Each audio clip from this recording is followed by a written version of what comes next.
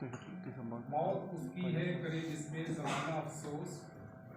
यूँ तो दुनिया में सभी आए हैं मरने के लिए, यूँ तो दुनिया में सभी आए हैं मरने के लिए। आज महान संत, समाज सुधारक, गुरु, कवि संत रविदास जी का जन्मदिन है, जिसको सेलिब्रेट करने के लिए हम सभी यहाँ पे जमा हुए। हम जब किसी महापुरुष या अजीम शख्सियत को उसके जन्मदिन पर या यौम पैदाइश पर याद करते हैं तो उसका कुछ उद्देश्य, कुछ मकसद हुआ करता है।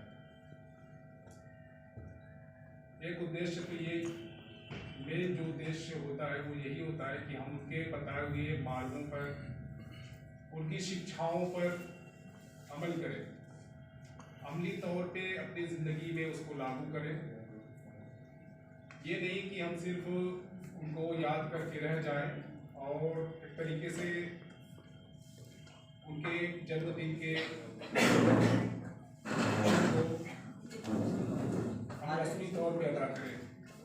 हम सब जानते हैं कि रविदास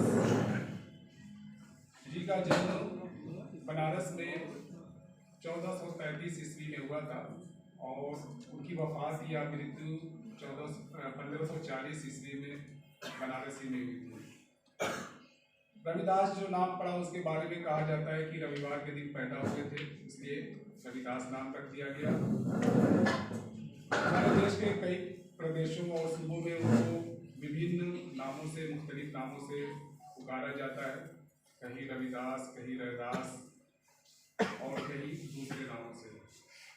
बहरहाल वो कबीरदास के समकालीन में से थे। रामानंद जो थे उनके गुरु जी थे, उन्हीं से उन्होंने शिक्षा दीक्षा ली।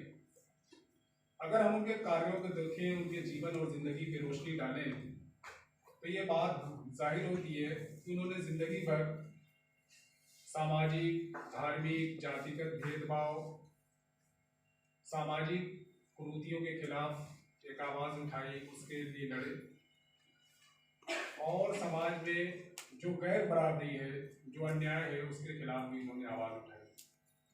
समाज को न्याय दिलाने के लिए, समानता और बराबरी समाज में पैदा करने के लिए, समाज में आपसी सद्भाव, भाईचारा, मेल जोल, मोहब्बत, जिसकी इस वक्त हमारे समाज